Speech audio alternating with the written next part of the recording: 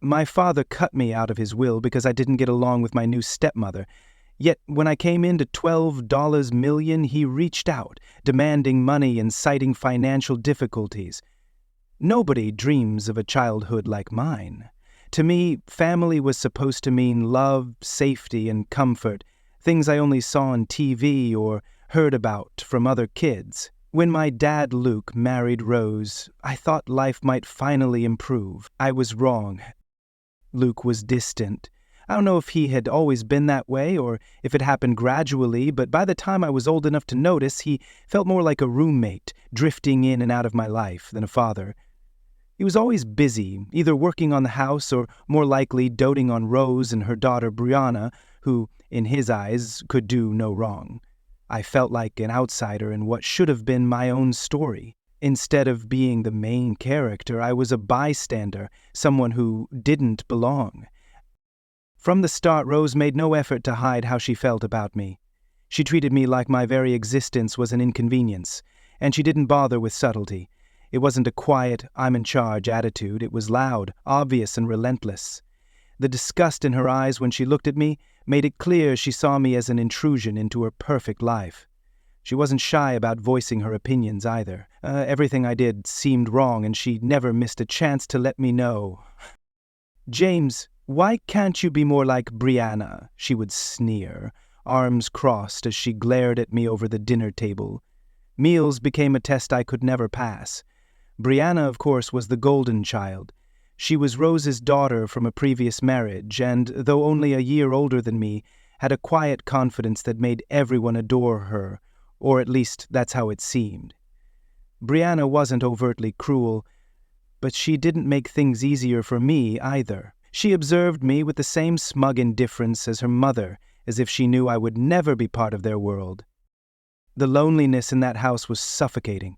My dad, Luke, seemed to shrink whenever Rose was around. He would smile and nod at her, his eyes filled with a strange blend of admiration and fear. Most of the time it felt like he forgot I existed, only acknowledging me when Rose or Brianna wasn't nearby.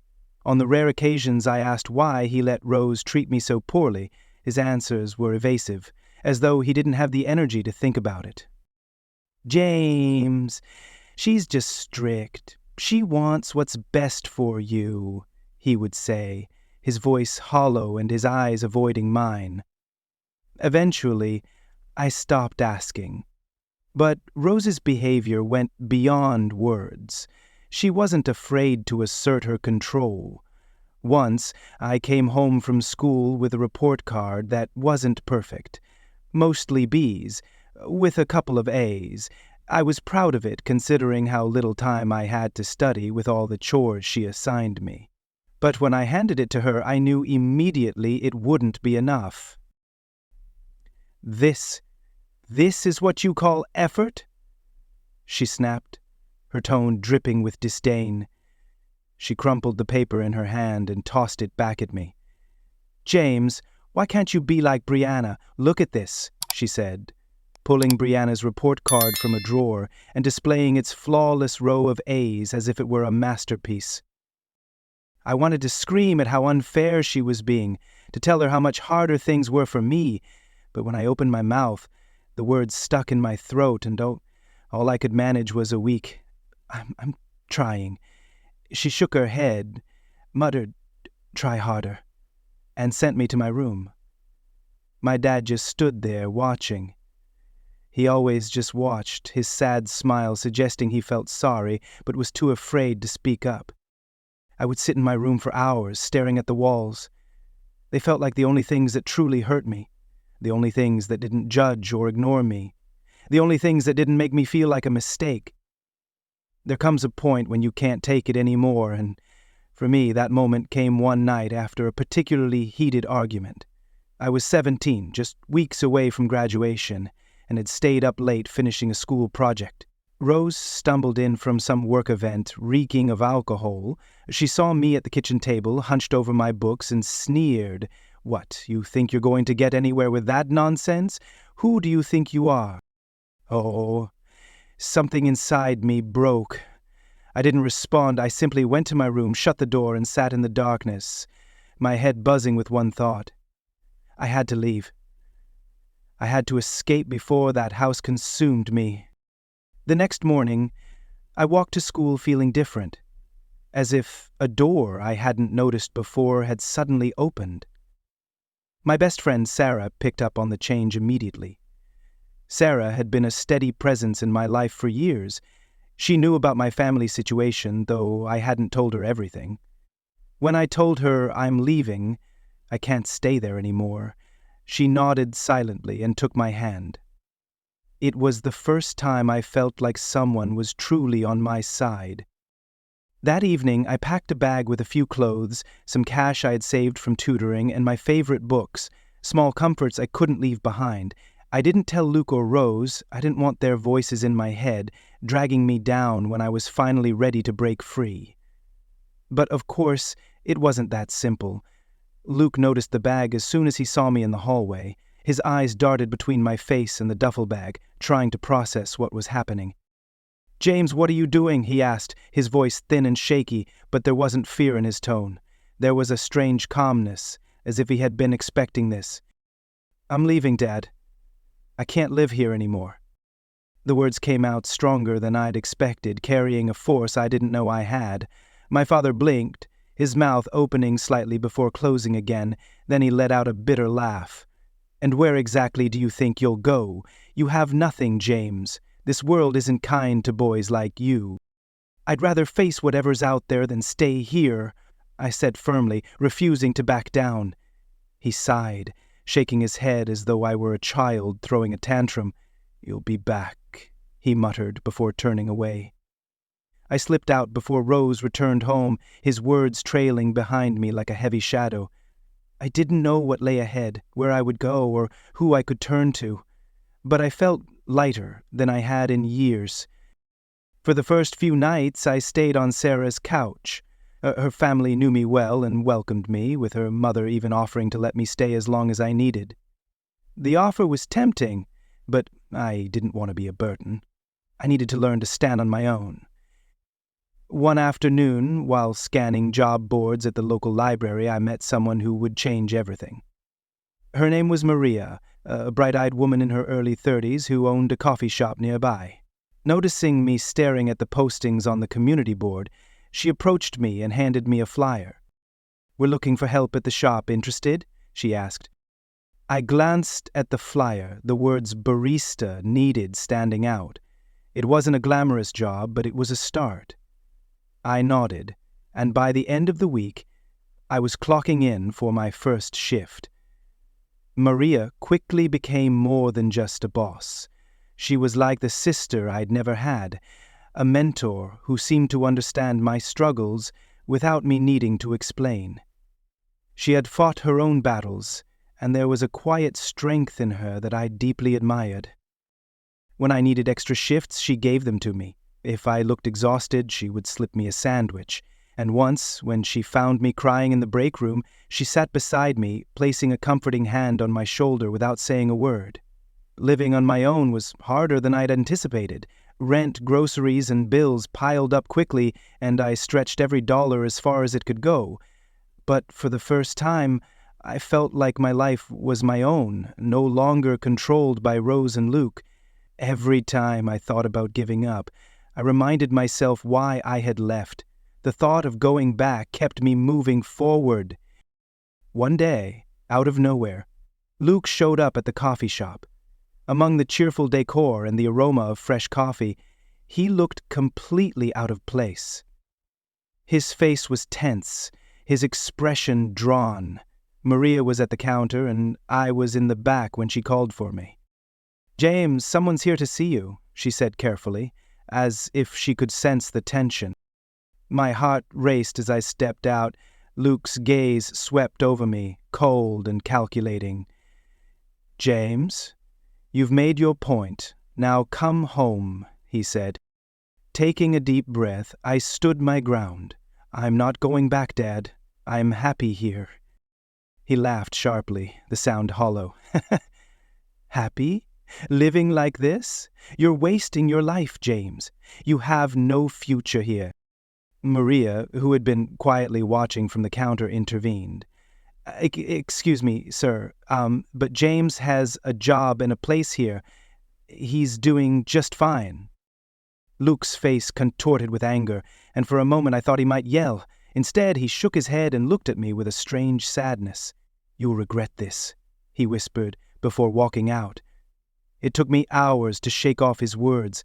Maria's steady reassurance reminded me I had made my choice and had every right to build my own life. Even so, his visit left me unsettled. As time went on, I found my rhythm. I saved enough money for a tiny studio apartment on the edge of town. It wasn't much, just enough space for a bed and a table, but it was mine. Maria helped me move in, and that night we painted the walls a cheerful yellow, laughing and chatting as if we had known each other forever. Despite the challenges, I finally felt free. The fear and shame that had haunted me for years began to fade, replaced by a quiet sense of pride. I wasn't just surviving, I was building a life for myself. But the past has a way of catching up with you.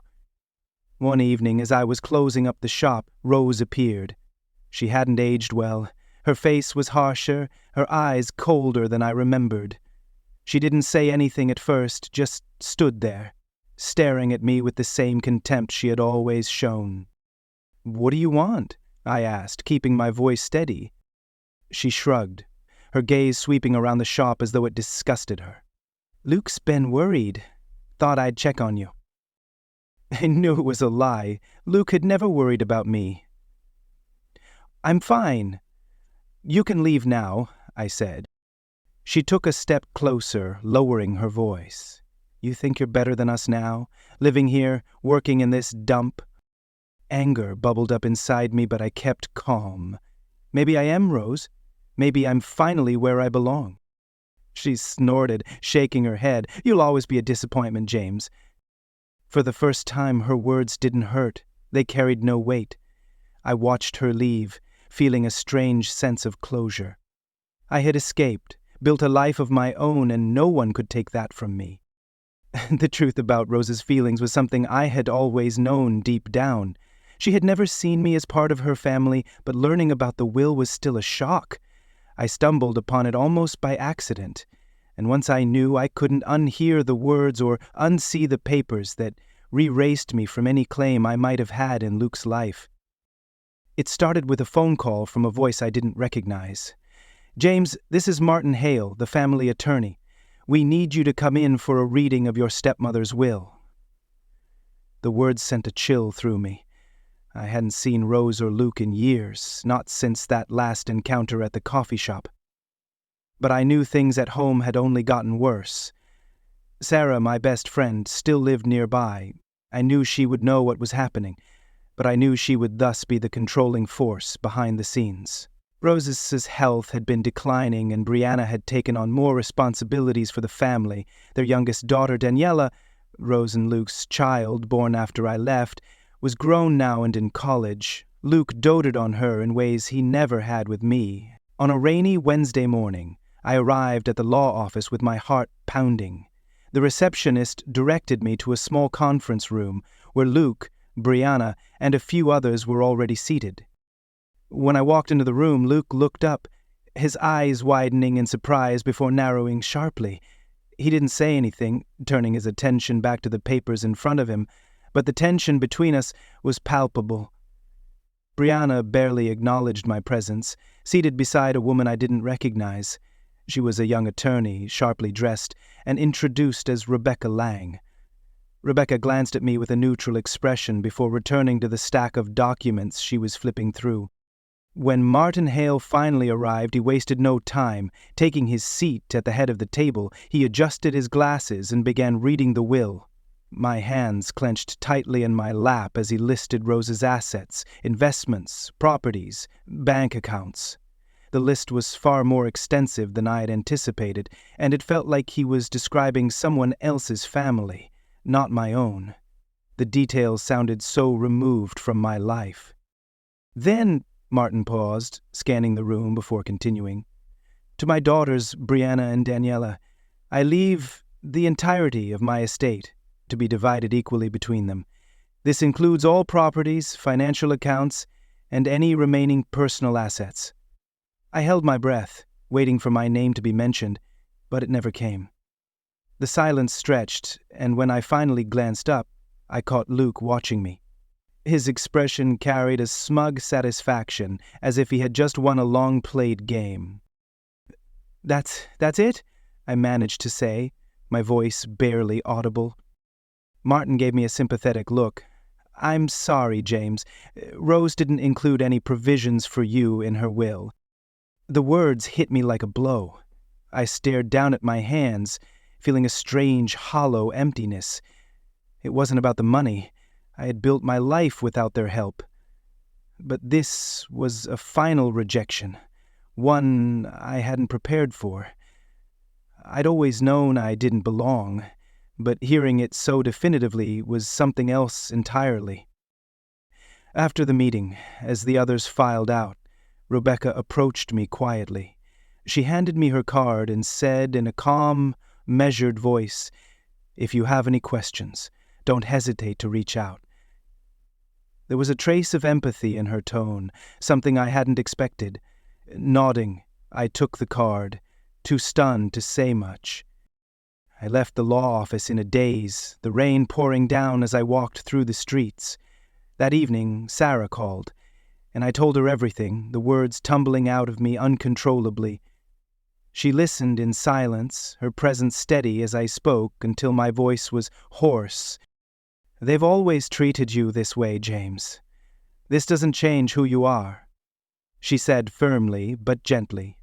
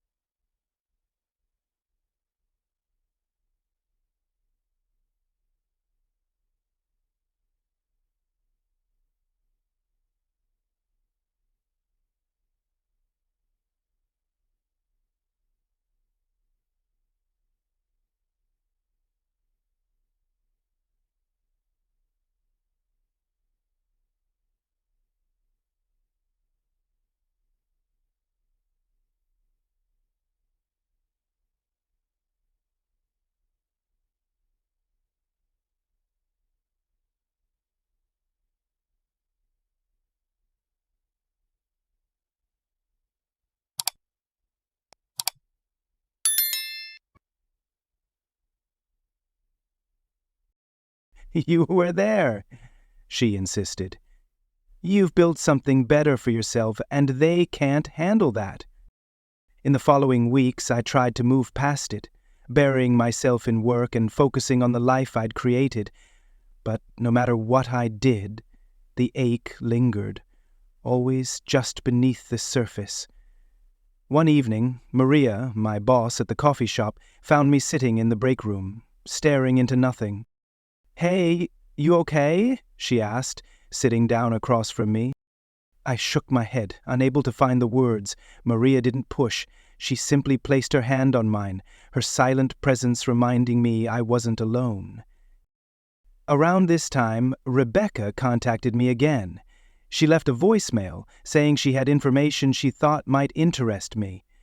Part of me wanted to ignore it, to pretend I didn't care, but curiosity got the better of me. I called her back and we arranged to meet.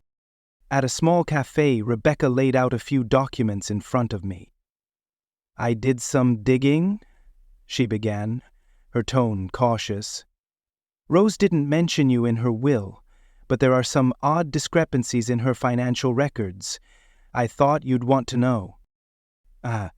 My heart pounded as she explained that Rose had set up several funds in Brianna and Daniela's names, transferring large sums from her personal accounts over the years. It wasn't illegal, but it felt like another blow, a stark reminder that she had always prioritized them while I was left to fend for myself. Rebecca's expression softened as she looked at me. "I know this is a lot to process, but if you ever need help or just someone to talk to, I'm here." That night, I sat alone in my apartment, overwhelmed by the weight of everything. The will, the rejection, and years of being an outsider felt suffocating. I considered calling Luke to demand answers, but I knew it wouldn't change anything. Over the next few weeks, I started seeing a therapist, someone Maria recommended. Dr. Green was a calm, kind woman with a gentle voice who helped me untangle the complex emotions I had carried for years. In our sessions, I began to understand that my family's rejection didn't define me. Their decision to exclude me reflected on them, not me. One day, while sorting through old photographs, I found a picture of myself as a young boy, smiling brightly at the camera with a spark of joy in my eyes. Looking at it, I felt an unexpected wave of protectiveness. That boy had deserved better, and it was up to me to create the life he should have had. The will, the exclusion, and the years of feeling like I didn't belong were painful. But they didn't have to control me. I had built a life with people who cared, people who saw me for who I was, and that was something Rose could never take away. Then, one ordinary Tuesday afternoon, my phone buzzed while I was wiping down tables at the cafe. Normally I'd ignore calls from unknown numbers, but something compelled me to answer. "Hello, is this James Walker?" The voice on the other end was calm and professional, with a faint British accent. "Yes, this is James," I replied, wiping my hands on my apron. "My name is Andrew Thompson. I'm calling on behalf of the law firm handling the estate of your late aunt, Mary Benson. Do you have a moment to speak?" I froze. Aunt Mary? I had only met her a handful of times as a child. She was my father's older sister, a mysterious, elegant woman who lived halfway across the country. My memories of her were hazy, mostly of a tall figure dressed in bold colors, moving purposefully through life. "Yes, I remember her," I said slowly, trying to process his words, "but why are you calling me?" Andrew paused before continuing. "Your Aunt Mary passed away a few months ago. In her will, she named you as one of her beneficiaries. I'd like to arrange a meeting to discuss the details." The word beneficiary hung in the air, feeling as unreal as if he'd told me I had won the lottery. I stuttered out a response, agreeing to meet him at the law firm the next day. That night, as I lay in bed, my mind wouldn't stop racing. Aunt Mary's death was unexpected, but the thought that she had left me something was even harder to comprehend. We hadn't been close. She had always been more of a distant legend within the family. What could she possibly have left me? The following morning, I arrived at the law firm early, my nerves on edge. The office was housed in a grand, historic building downtown, the kind of place I'd never imagined myself stepping into. Andrew Thompson greeted me in the lobby, a tall man in an impeccable suit, his demeanor both professional and kind. He escorted me to a small conference room and handed me a thick envelope. "These are the details of your aunt's estate," he said, watching me closely. "I know this may come as a surprise, but Mrs. Benson's assets total approximately $12 a million. She left all of it to you." For a moment I couldn't breathe. $12 million. My hands shook as I clutched the envelope, my mind spinning. It felt as if the world had flipped on its head, as if reality itself had shifted into something unrecognizable. Are you sure?" I whispered, barely able to get the words out. Andrew nodded, his expression calm yet sympathetic. "Mrs. Benson was very specific in her wishes. She wanted you to have her entire estate." I sat there stunned as he explained the details. Mary had left me her mansion, a sprawling estate in Connecticut, along with various investments and bank accounts. The sheer amount of wealth was overwhelming, far beyond anything I could have ever imagined. My entire life it had been spent scraping by, counting every penny, and now, in an instant, I was a millionaire. When I left the office, the envelope clutched tightly against my chest. It felt like I was moving through a dream. The air outside was crisp, the city bustling around me, yet everything felt distant, as though I were floating above it all. I couldn't believe it, how I had gone from barely getting by to having more money than I could ever need. Back at my apartment, I sat on the couch, staring at the envelope. The initial shock was slowly giving way to a kind of giddy disbelief. I called Sarah, my voice shaking as I shared the news. She was silent for a moment before bursting into laughter. "James, are you serious? This is unbelievable." "I know," I said, laughing along with her, my heart pounding. "I don't even know what to do. It doesn't feel real." Over the next few days, I started making plans. The money opened doors I'd never even considered before. I could buy my own place, maybe travel, and finally leave behind the shadow of my past. Despite the excitement, there was an underlying sadness. Aunt Mary had left me everything, yet I had barely known her. I found myself wondering about her life, her decisions, and why she had chosen me to inherit her fortune. One afternoon, I decided to visit the mansion. I'd never seen it before, only heard stories about the grand house where Aunt Mary had lived.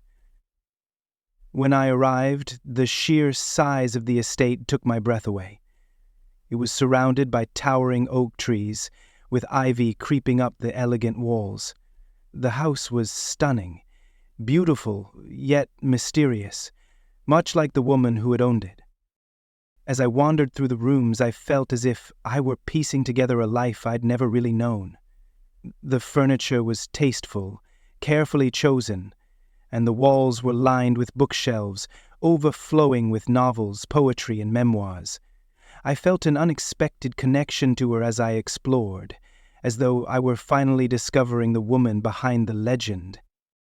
In the study, I came across a photograph of Aunt Mary as a young woman. She was striking, with the same confident expression I remembered from my childhood. I couldn't help but wonder what had driven her to leave everything to me, a nephew she had barely known.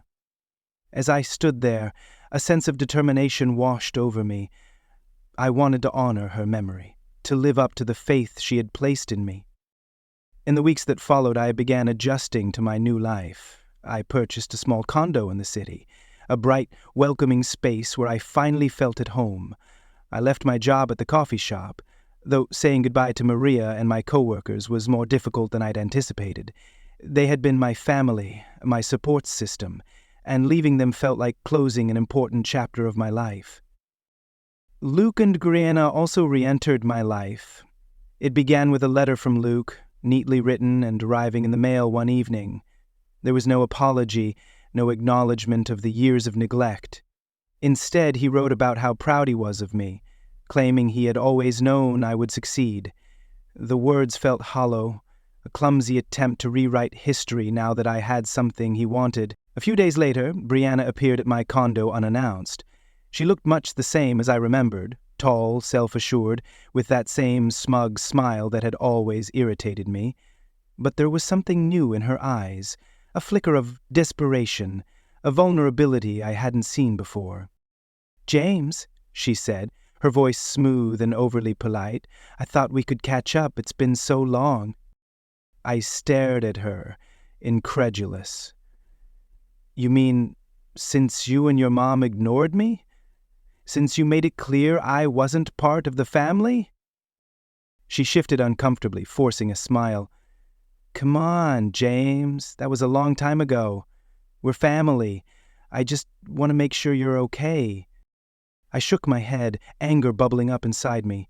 "You didn't care about me then, and I doubt you care now. This isn't about family, Brianna. It's about the money, isn't it?" Her composure wavered for a moment before she responded. "Look, things have been hard since Mom passed. Daniela's in college and Dad's been struggling. We could really use some help."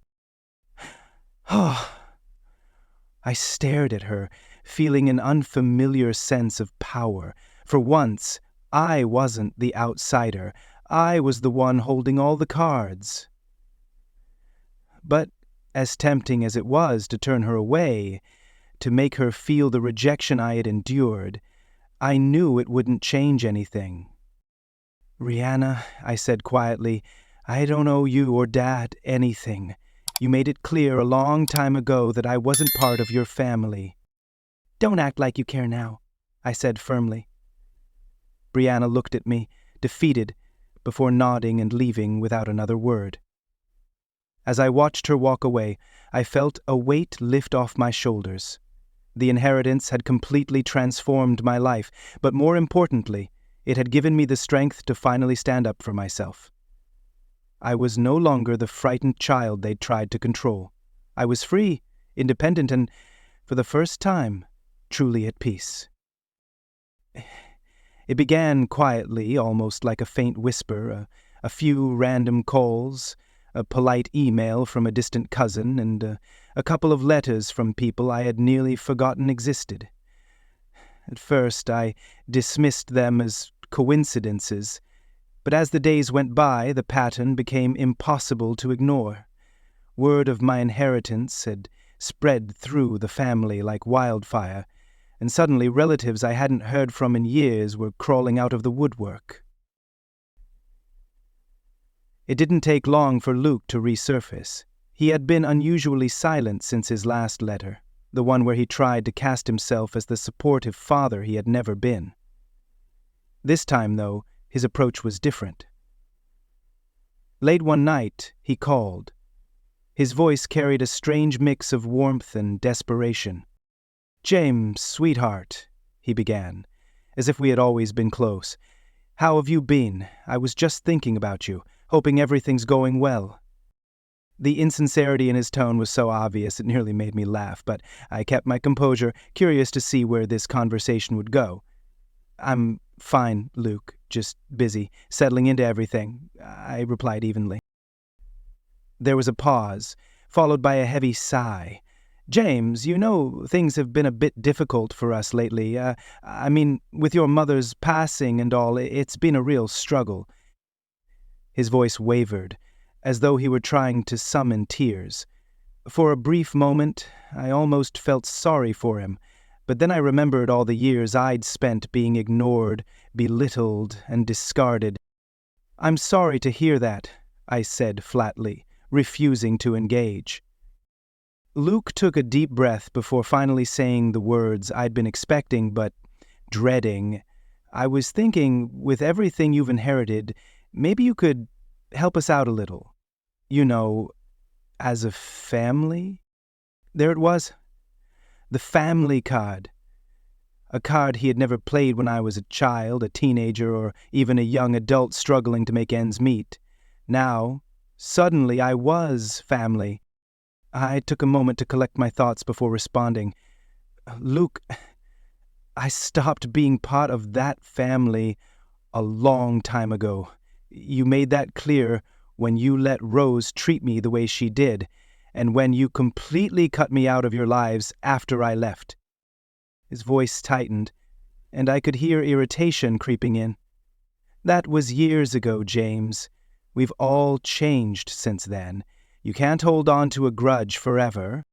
"Maybe not," I replied calmly, "but I also don't owe you anything. I built my life on my own. If you're struggling, I suggest you figure things out the way I did." There was silence on the line, and for a moment I thought he might have hung up. Then he spoke, his voice cold. "Fine, if that's how you want to be, but don't think for a second I'll forget about this. We're your family, whether you like it or not, and families help each other." He hung up, leaving me sitting there, stunned and furious. His words echoed in my mind for days, gnawing at the resolve I had fought so hard to build. It felt as though every time I took a step forward, they found a way to drag me back, trying to enforce a twisted sense of loyalty I didn't owe them. But Luke was just the beginning.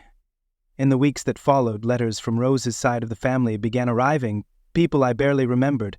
An uncle named Steve, a cousin named Lisa, a distant aunt named Karen, all surfaced with their own tales of hardship and requests for assistance.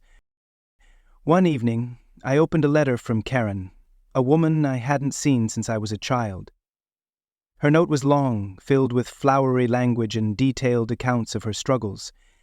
She described her husband losing his job, her children failing in school, and how they were on the brink of losing their home. For a moment I almost felt sorry for her, but the underlying tone of entitlement in her words was impossible to ignore. "You've been so fortunate, James," she wrote. "It would mean the world to us if you could share just a small portion of your inheritance. We're a family, after all." That phrase, "we're family," had become their mantra, a spell they thought would unlock access to my newfound wealth, but the more they pushed, the stronger my determination became. I had spent years scraping by, fighting to build a stable life.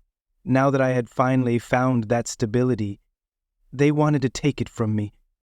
One afternoon, just when I thought I'd seen it all, Brianna showed up unannounced. I opened the door to find her standing there, looking unusually disheveled and anxious. She had always been so composed, so confident, but now she seemed almost desperate. "James," she said quietly, "I need to talk to you." Every instinct screamed at me to close the door, but instead, I stepped aside, allowing her in. She walked into the living room, glancing around as if she hadn't expected me to be doing so well. The surprise in her eyes was a small but satisfying victory. "What do you want, Brianna?" I asked, crossing my arms. She sighed, running a hand through her hair. "Look, I know things haven't always been good between us, but the truth is, we need help. I need help." I raised an eyebrow, waiting for her to continue. "After Mom passed, things got tough. The business she left behind isn't doing well, and with Daniela in college, it's been a lot. And Dad, well, he's not handling things great either." Hearing Luke's name sent a pang of anger through me, but I kept my expression neutral. "I'm sorry to hear that," I said calmly, "but I don't see how that's my responsibility." She looked at me, frustration and disbelief written across her face. "James, we're family. Doesn't that mean something?" I stared at her, unable to believe what I was hearing. "Family?" I repeated. "You mean the family that ignored me? The family that excluded me, made it clear I didn't belong, and decided I wasn't worth anything until I had money? That family?" Brianna opened her mouth to respond, but I cut her off. "Let me make something very clear," I said firmly. "I built this life on my own. I didn't get any help from any of you, and I don't owe you anything. You can either accept that or leave." She hesitated, a flicker of guilt flashing in her eyes before finally nodding. Without another word, she turned and walked out, leaving me standing there, my heart pounding. After that, the calls and letters stopped. It was as if they had finally realized I wasn't going to give in, that I wasn't the scared, lonely boy they once knew. I had built a life I was proud of, and no amount of guilt, tripping, or manipulation was going to take that away from me. It felt as though my family had made it their mission to wring every ounce of sympathy and every dollar they could from me. After Brianna's desperate visit, the pressure only grew worse. The calls and messages resumed, but this time they were more aggressive, shedding any pretense of kindness. It was as if they had abandoned all subtlety and gone straight for the jugular. Luke began calling almost every other day, his tone oscillating between tearful pleas and outright anger. "James, how can you be so heartless?" he sobbed once. "We're your family. After everything we've been through, don't you think you owe us something?" It didn't end there. My Uncle Steve, who had barely been a part of my life, sent a lengthy email accusing me of being selfish and greedy. He wrote about the great memories we'd shared when I was younger, memories that, as far as I could recall, existed only in his imagination. Each message dripped with guilt and entitlement, as though I had somehow stolen what they believed was rightfully theirs. One day, Luke showed up at my condo unannounced. I opened the door to find him standing there, his face etched with frustration and what appeared to be a forced sadness.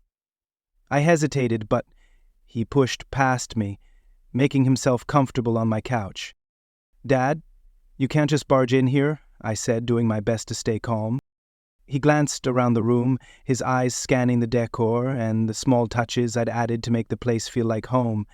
You're living in such luxury, James, he sneered. Do you even realize how selfish you're being? I crossed my arms, refusing to let his words get to me. Luxury? I live in a one-bedroom condo, and I've worked for everything I have, Luke.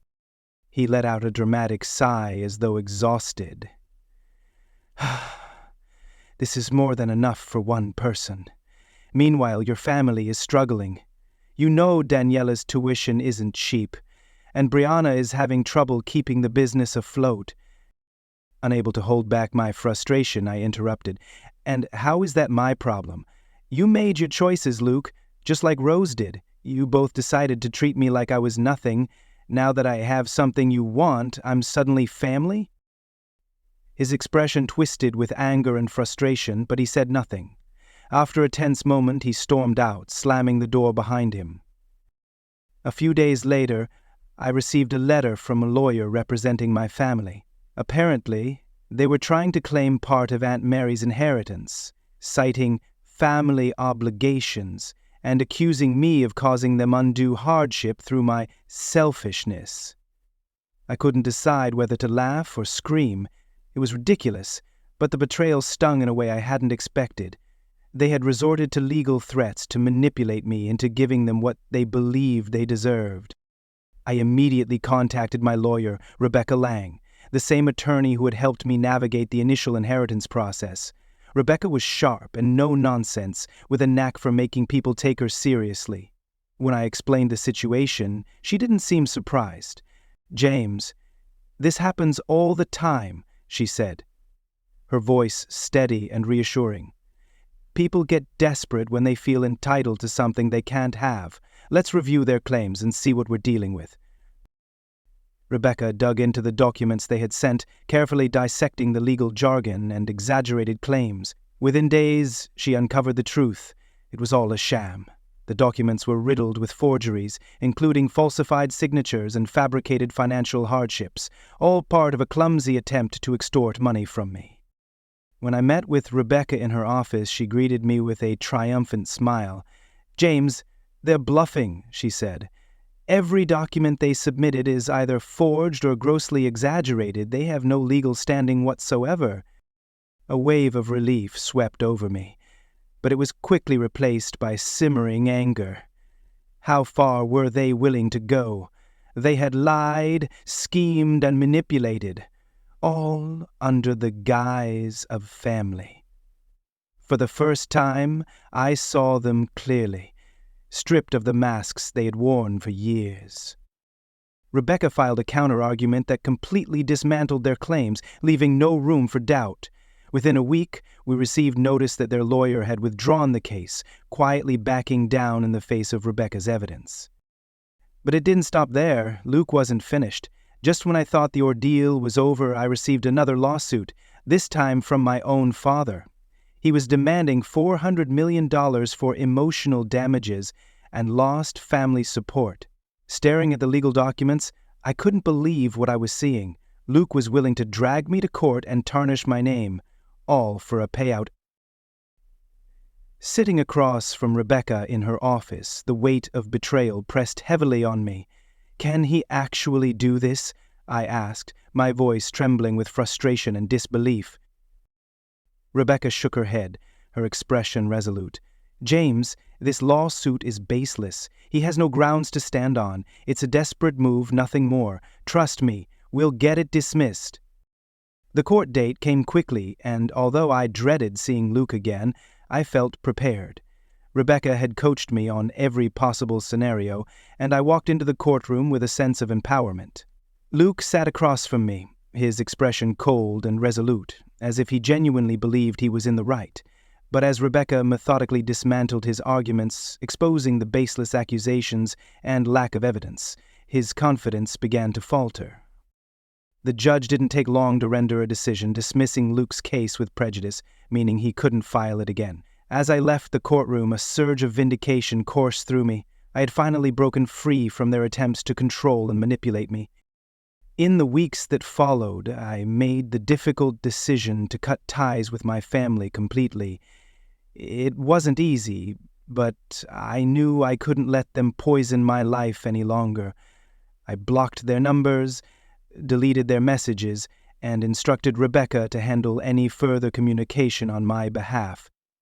I was done with the lies, the manipulation, and the endless cycle of betrayal.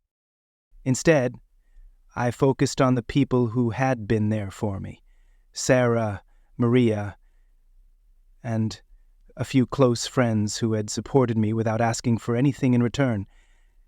They had become my true family in every way that mattered. I realized I didn't need the approval or acceptance of people who had only ever wanted to use me.